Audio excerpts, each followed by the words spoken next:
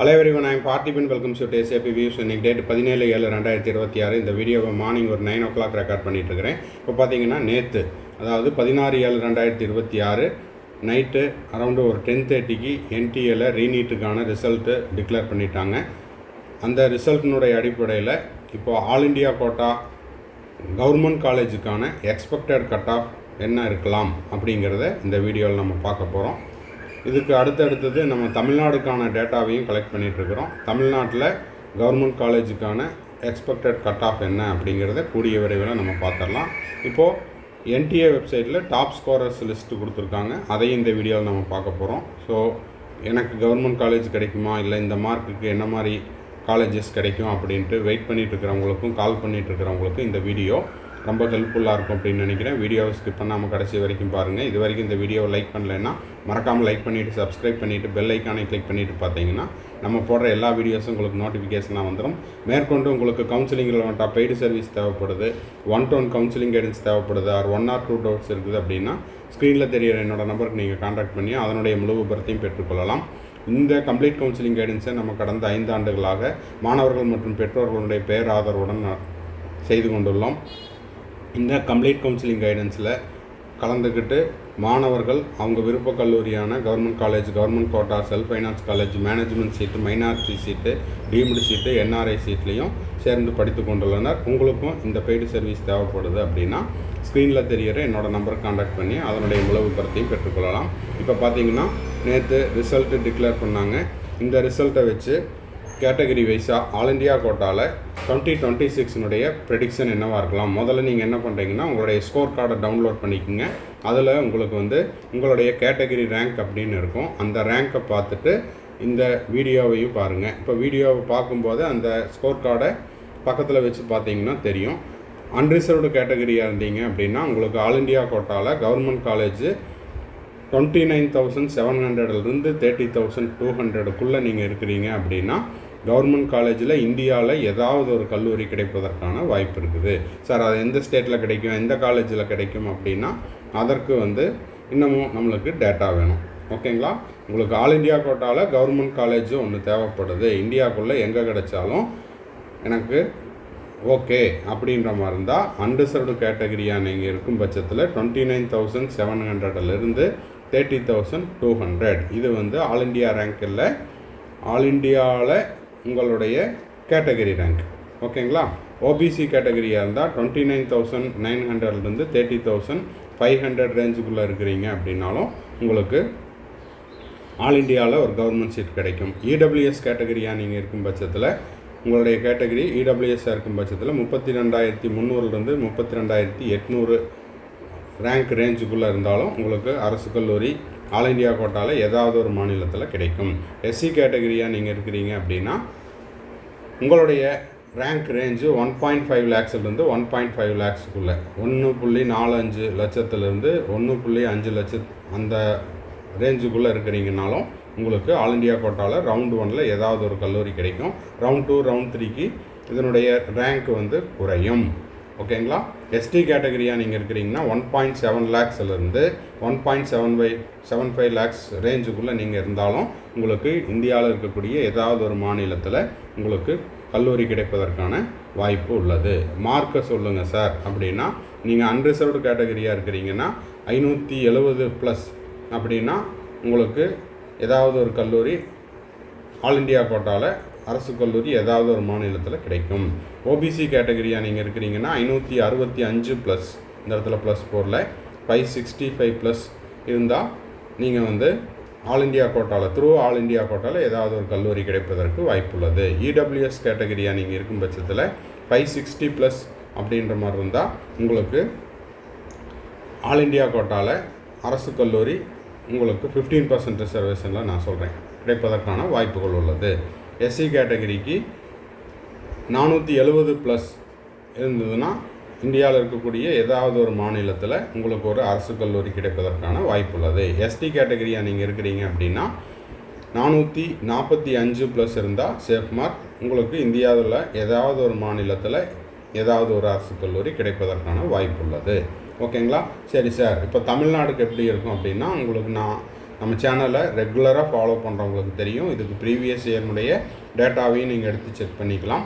All India quota மார்க்கை விட state rank அப்படிங்கிறது கண்டிப்பாக குறையும். அப்போது ஒவ்வொரு கேட்டகிரிக்கும் மினிமம், ஓகேங்களா, மினிமம் அப்படிங்கிறது ஃபஸ்ட்டு 3 கேட்டகிரி வச்சுக்கலாம். இந்த 3 கேட்டகிரிக்கு 15லிருந்து 20 மார்க் வரை குறையலாம். இதை பற்றின டீட்டெயில்டு வீடியோ நம்ம கூடிய விரைவில் போஸ்ட் பண்ணிடுவோம். ஆல் இண்டியா கோட்டாவாக இருந்தால் 15லிருந்து 20 மதிப்பெண் வரை ஃபஸ்ட்டு 3 கேட்டகிரி வரைக்கும் குறையலாம். ஓகேங்களா. அடுத்தது ஆல் இண்டியாவை பொறுத்த வரைக்கும் எஸ்சி எஸ்டி 2 பிரிவினர் தான். தமிழ்நாட்டில் தான் எஸ்சிஏ அப்படிங்கிறது ஒன்று இருக்குது. அப்போது இங்கே பார்த்தீங்கன்னா நம்ம 470 எஸ்சி கேட்டகிரிக்கும் எஸ்டி கேட்டகிரிக்கு 445 சொல்லியிருக்கிறோம்.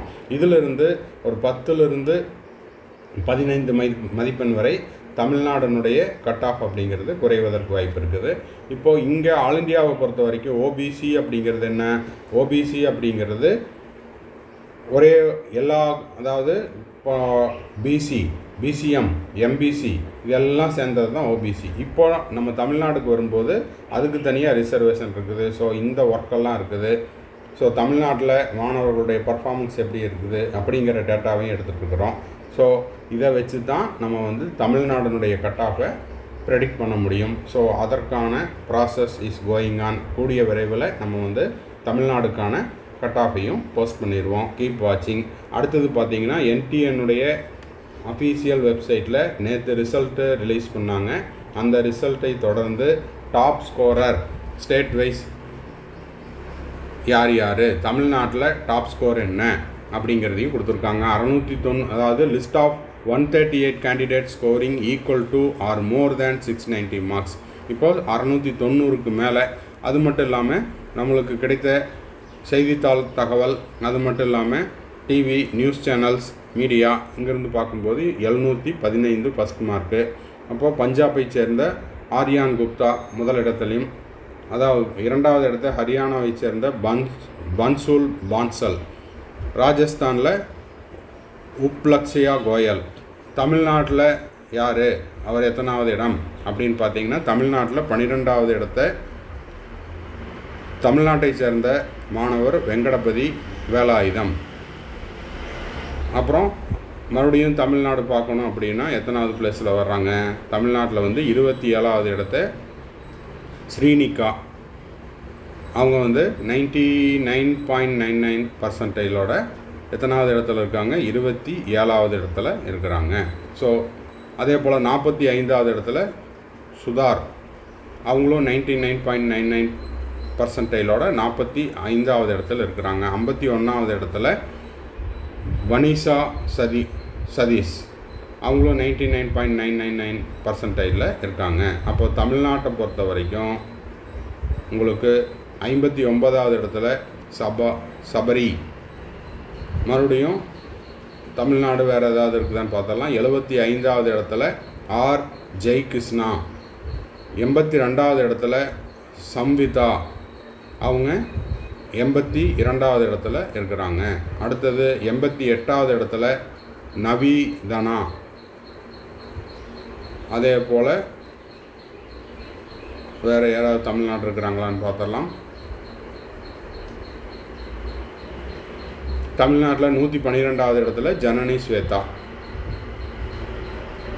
அதே போல் 115வது இடத்துல ரோஹித் மேத்யூ.